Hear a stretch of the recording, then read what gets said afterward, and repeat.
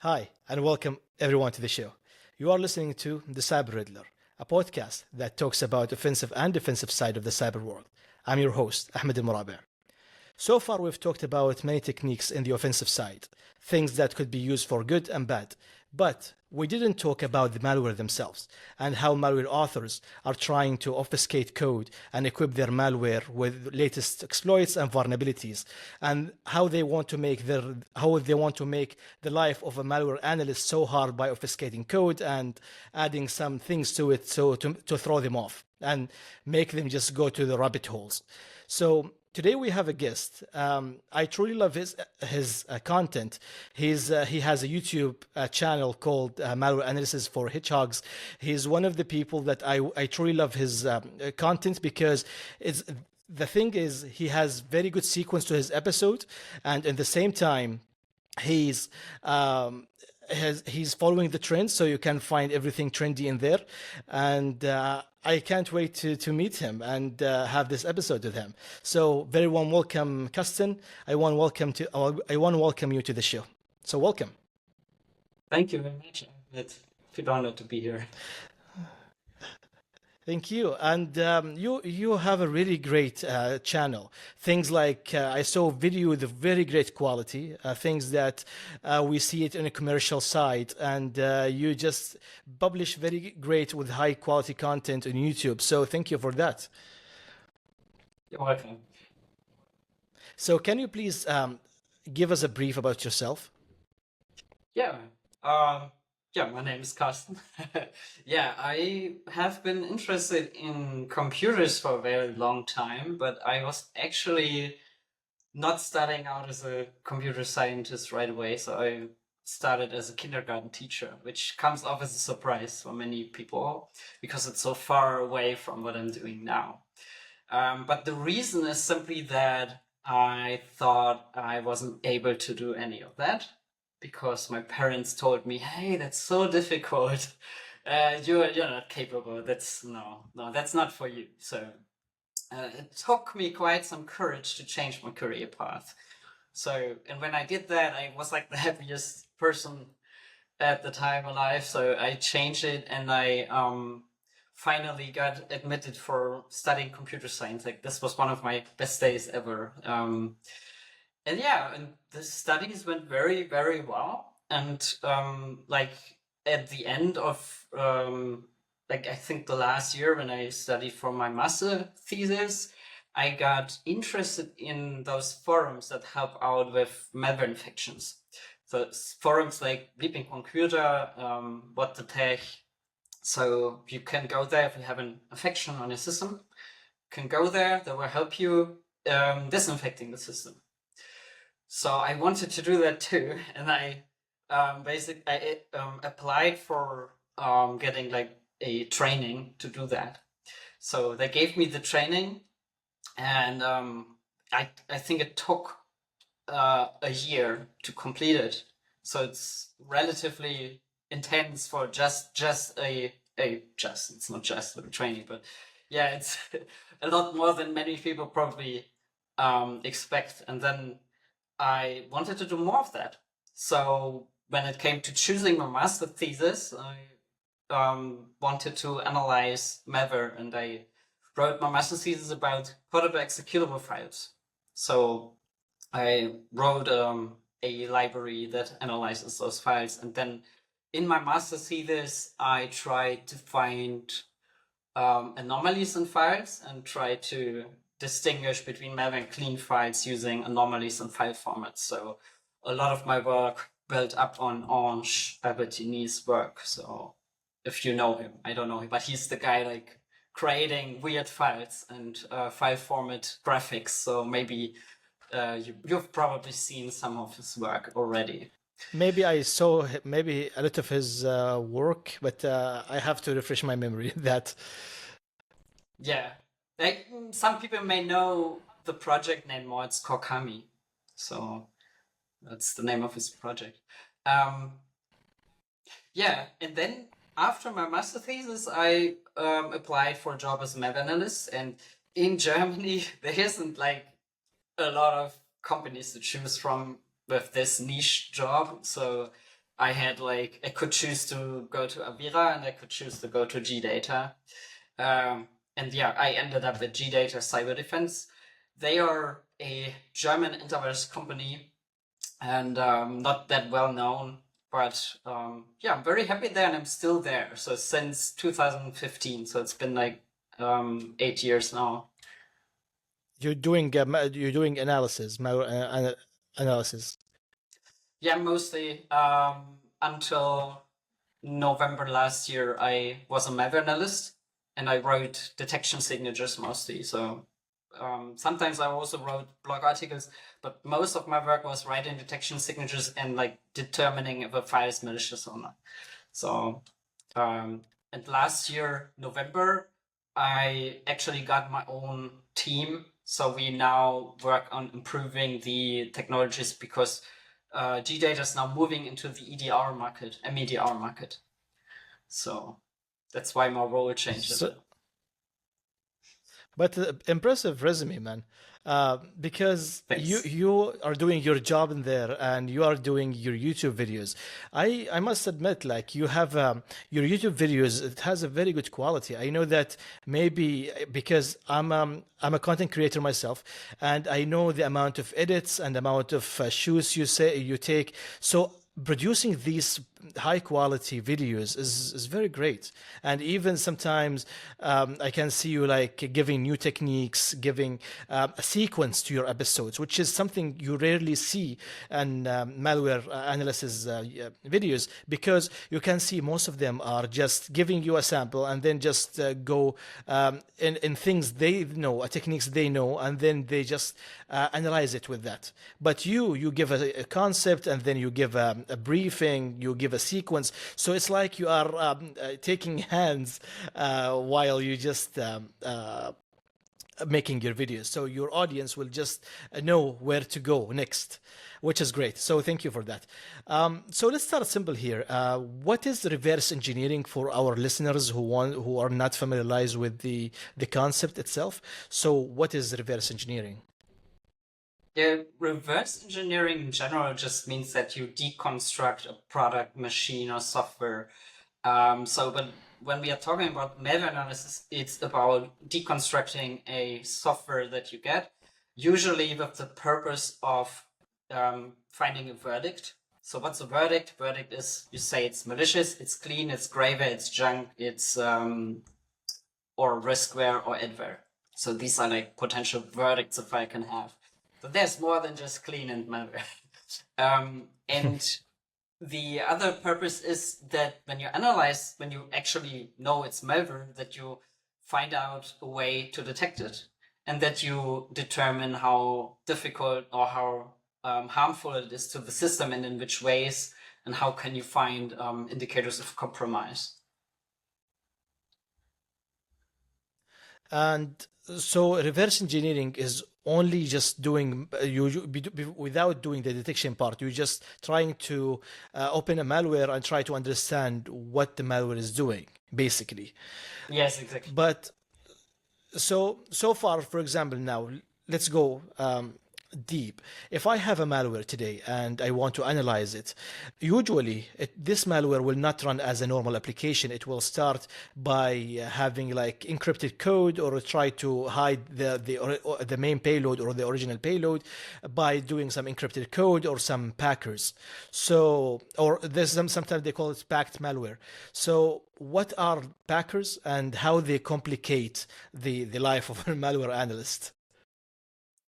You can imagine a packer like a software envelope. So you put something into an envelope and then you don't see it when it's inside. And the packer is a way to, the file inside of a packed file is encrypted or compressed, and the software envelope is responsible for decrypting or decompressing this file, and then loading it and running this file in memory. So why do these packers exist? Well, there are three main purposes of packers. Like the very first packers that were there, they were used to shrink the size of the resulting executable. So the packer is the program that creates the shrinked executable out of your application. And yeah, they basically compress it and then you got a smaller file afterwards.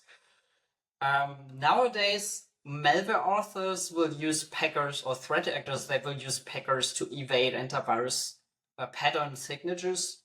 And there are also legitimate packers from companies that sell them, and they do, their main purpose is to prevent reverse engineering. So some software companies may use a packer just so that others cannot reverse their software and find the license key or something like that.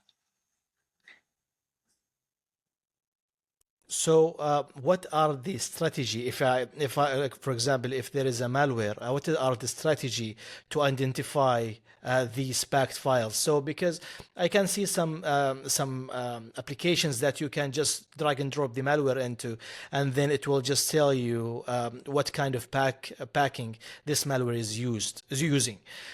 So, what is your strategy when you deal with packed malware? Yeah, I think the one thing that most people know is like using a packer identifier, because that one will identify known packers for you. The problem with that is it can't be your only strategy, because the packers used by the threat actors to evade antivirus signatures, they are not recognizable. So packer identifiers have the same problem then as the antivirus scanners, that they usually cannot identify such packers used solely for malware evasion, basically. So with that, you get like compressors and like those legitimate packers. Yeah, but then if you can't find out the packer, you just need to use some heuristics to determine, is this file packed? So packed files have some distinct characteristics that you can use to say, okay, that's probably packed. And then you can put it into a sandbox system, for instance, or you can run an RP logging tool like Tiny Tracer, and then you see usually how the sample behaves, and you see the API calls, and then you will usually often see certain sets of API calls being used that are typical for instance, process injection. And then you have like a strategy to unpack this file once you know which APIs are used. Because sandbox is also a good way for you to just capture these API calls, and you can know what what the sample will do. So packing is one thing. So packers are one thing. What are the other code or techniques that malware authors are deploying or in their samples, so they make it harder for analysts to do? So packing is one thing. What else? Yeah, there's obfuscation. So packing is one form of obfuscation, actually. But obfuscation describes everything that obscures the sample, so obscures the behavior or the code. So you can do this in a multitude of ways, like you can add junk instructions, or you can make like the program flow very complicated. There are automatic tools for that. Then is the possibility that you, let's say, fractionate the malware. You can put let's say you have a script with 100 lines of code. You can actually put that into, let's say, 50 different scripts that have just 2 lines of code, and then they call each other in some fashion. So with that, you basically, why do they do that? Because the less there is available for the antivirus scanner to see, the less likely they are able to create a signature on that. So that's one possibility as well. And also for the human analyst, it's also more difficult to untangle this. I'm not sure if I forgot anything, but I think that's about it.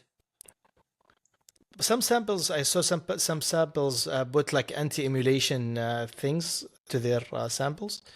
So maybe this also will throw analysts Sure. off. Yeah, depending on what what you use to decode or deobfuscate the malware, so anti-emulation may work as well. But I think the main purpose of anti-emulation is also antivirus evasion, because antivirus scanners will use emulation to unpack files and scan the unpacked versions of them. So that can work to evade them as well. Okay, so this is with Packers and with like evasion, so you can evade either the human element or you want to evade the antivirus or the security solutions.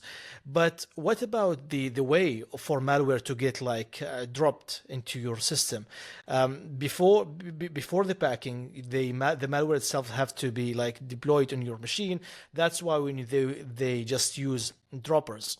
There is another term called droppers. Usually, these droppers will not do anything except for downloading the original malware.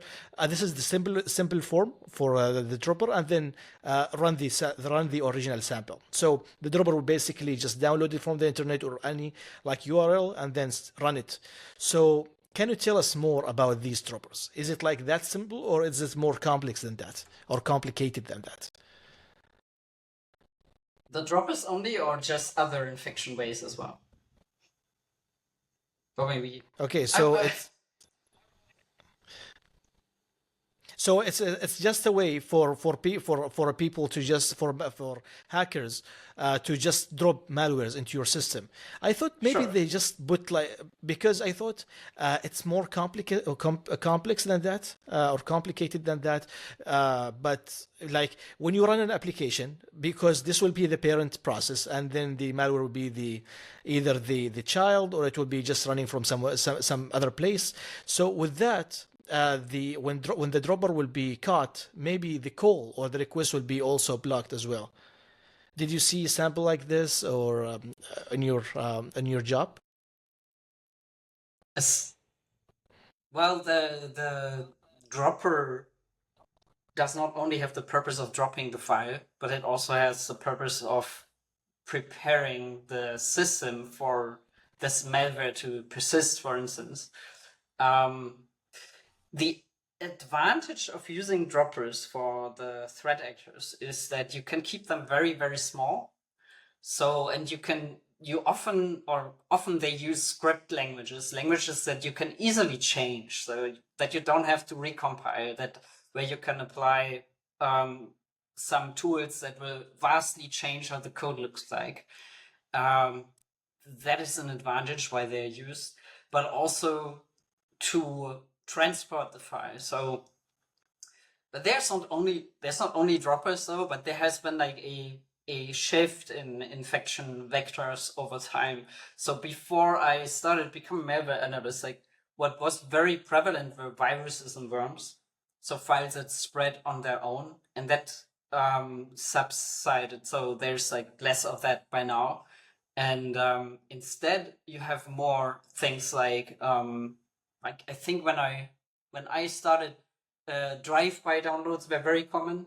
So because of Java being active in almost every browser, so people would We don't use see like, that anymore, no, we don't see that right? We don't see anymore that. We don't see that anymore. Yeah. because the browsers became more secure, and Java is not in those browsers anymore. So that's like browsers That's have bad become, for us. yeah. For us, no, not really, because I'm not running out of malware though.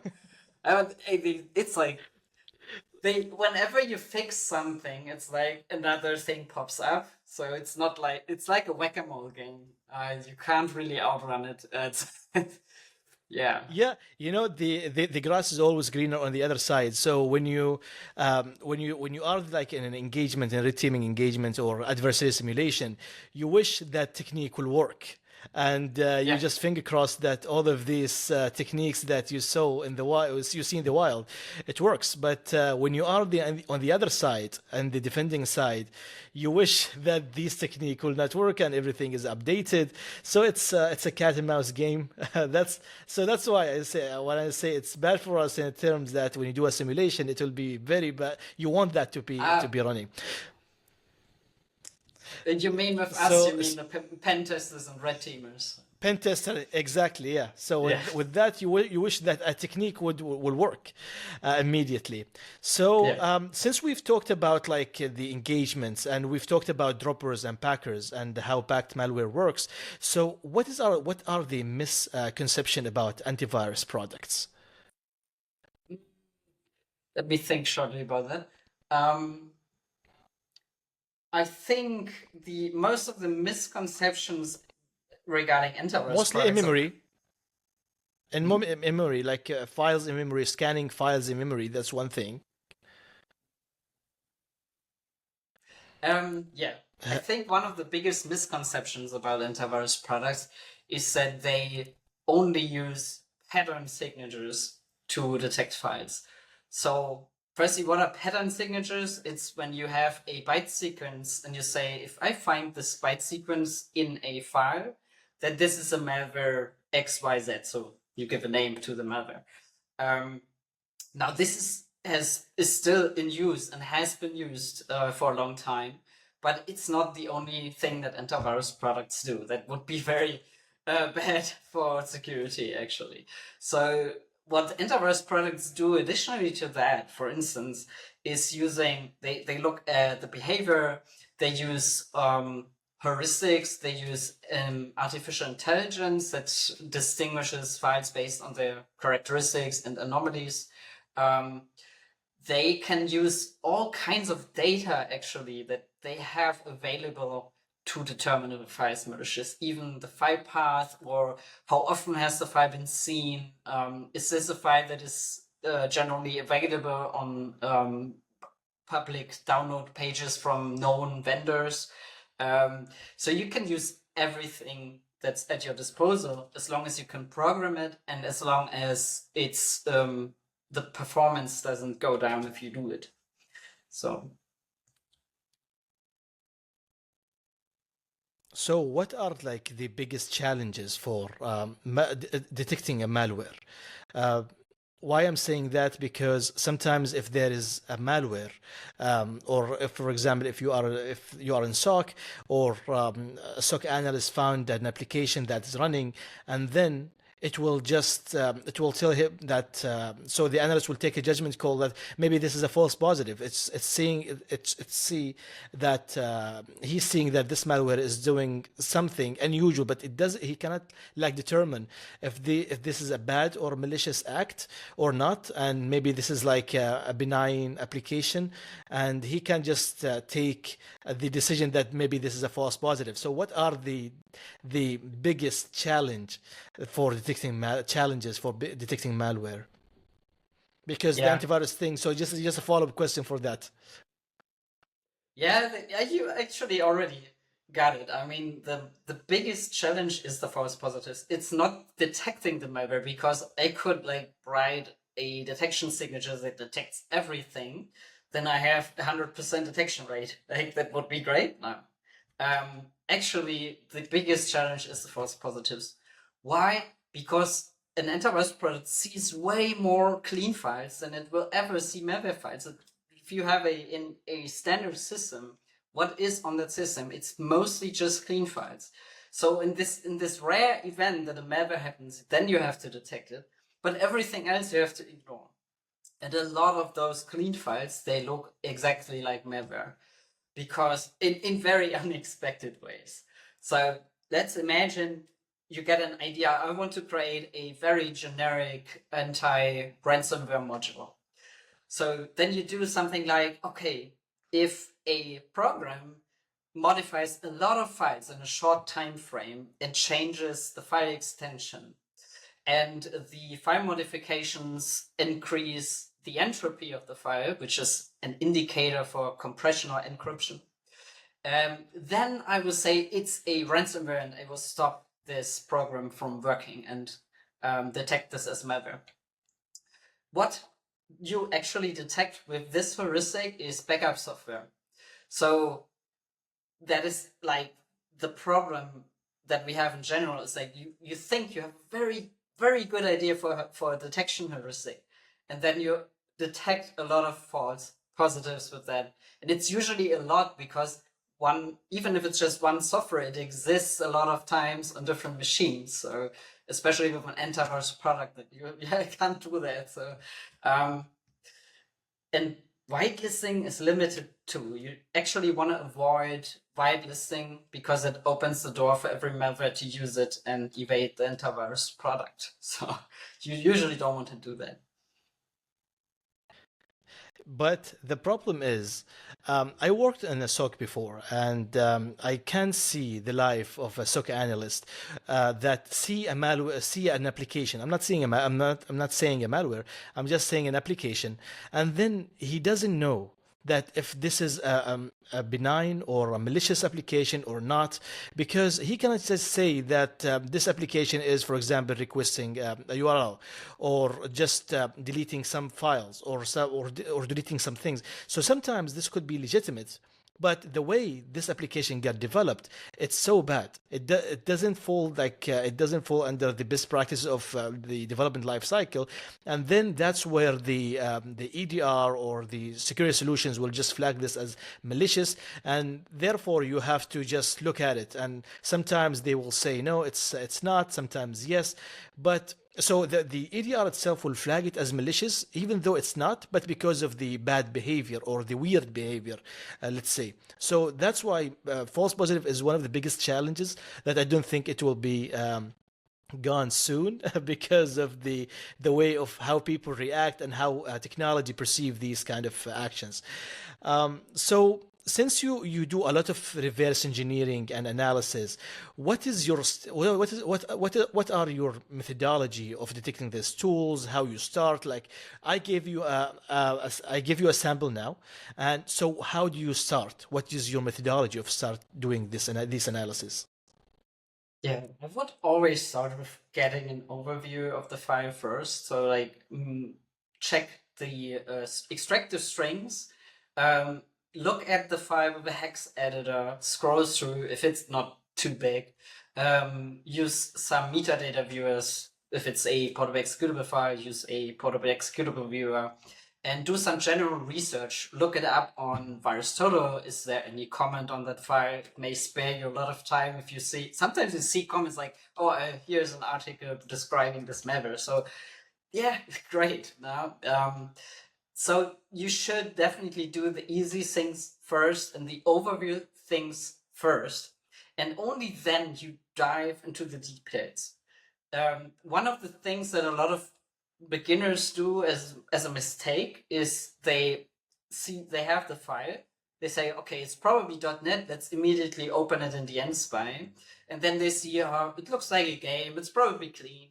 And well, if they had opened it in a hex editor, for instance, or in check the strings listings, they might have seen some very suspicious things that they just didn't see in the code, like a huge base64 string that packs another portable executable file. And yeah, you should definitely try to get an overview first. It will spare you time in the long run where you are trying to figure things out and not getting anywhere. So that will prevent that. Yeah. But nowadays we see a lot of malware or like famous malware like Agent Tesla and Red Lines and all of these .NET malware. We can see them rely heavily on PowerShell. We can see them heavily running like relying on scripting languages more than using the native C code or C sharp code. So some .NET, yeah, even in the .NET world, this you can see them just relying on PowerShell and import, the library, PowerShell libraries and all of this. So is it like these kind of behavior will be detected easily? Because I know that PowerShell is heavily logged, but even though sometimes they managed and they succeed in just bypassing security. Yeah. Then that's like what we talked about with the droppers, that they generally tend to use scripting languages and easy to modify languages like that. Yeah, the issue is like we have technologies like AMSI by oh no, like I think the connection is bad. Yeah, but we have technologies like AMSI that's like getting you a decoded or unpacked version of scripts that are potentially malicious, so you can run your signatures on these unpacked versions. But then, of course, the malware developers, they have things like AMSI bypasses, so that might not work in any case. Yeah, I'm not sure. Okay, so let me put it in another perspective. So from the detection part, since you Yeah. do a lot of detection rules, so do you think like these rules are effective 100% or 90%? Or sometimes we just, yeah, you guys just put it because you want to detect the malware in a sense that at least 90% of the times malware get detected, or you don't reach that level? We do reach it. So it, okay, Yeah, tell me it's more. even I'm more than interested. that.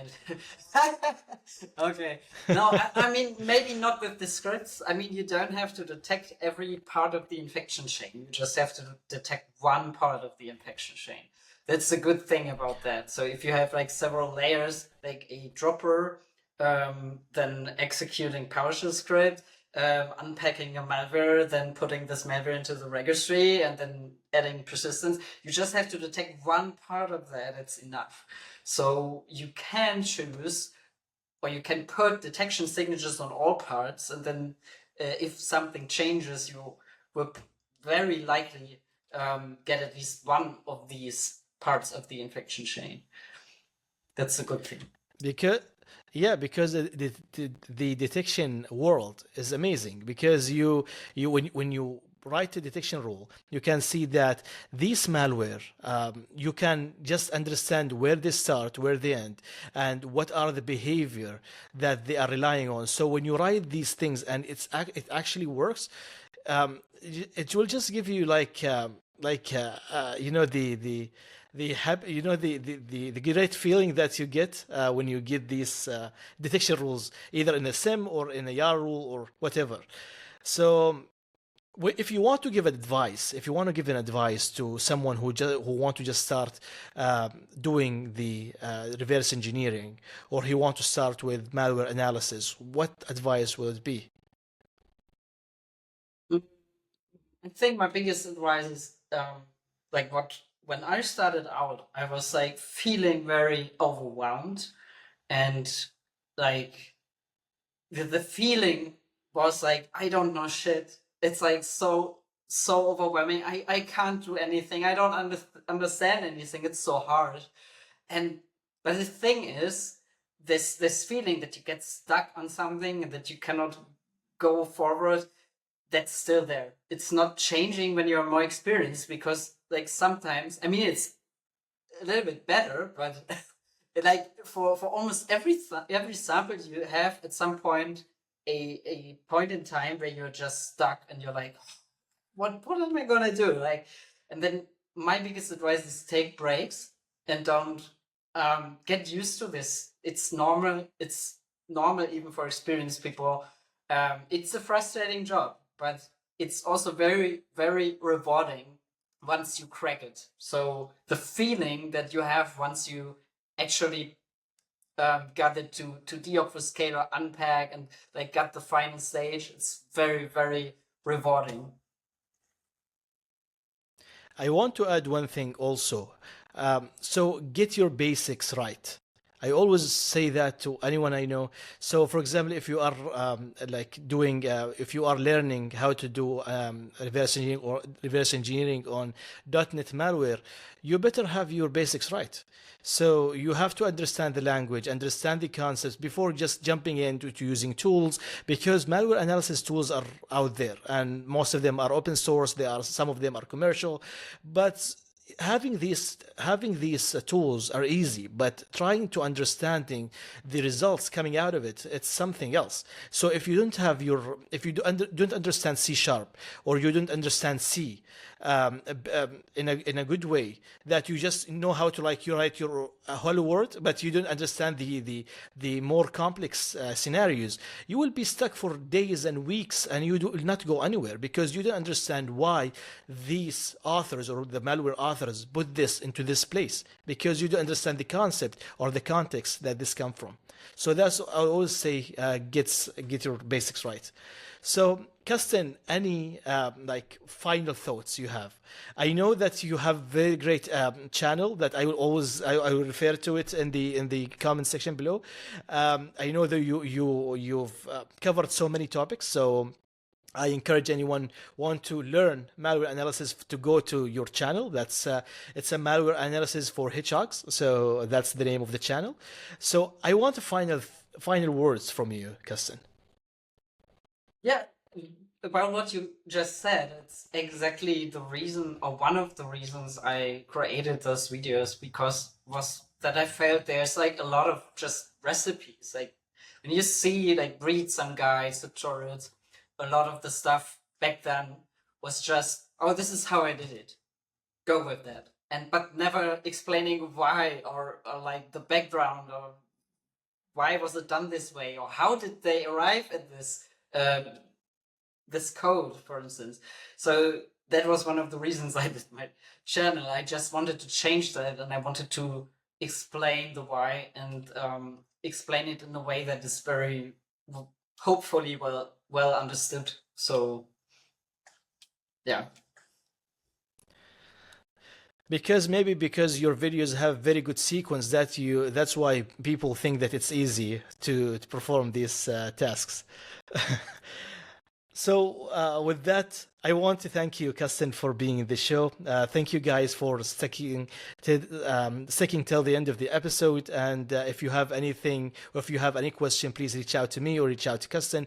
I always say he's very responsive, and he will just answer your questions immediately. So I hope you guys enjoyed the episode. You can reach out to us on Twitter at Al or at our Twitter account, Cyber Riddler, or now they call it X, I think. So reach out to us, and thank you for hearing this episode. So thank you, Karsten, and thank you for being here.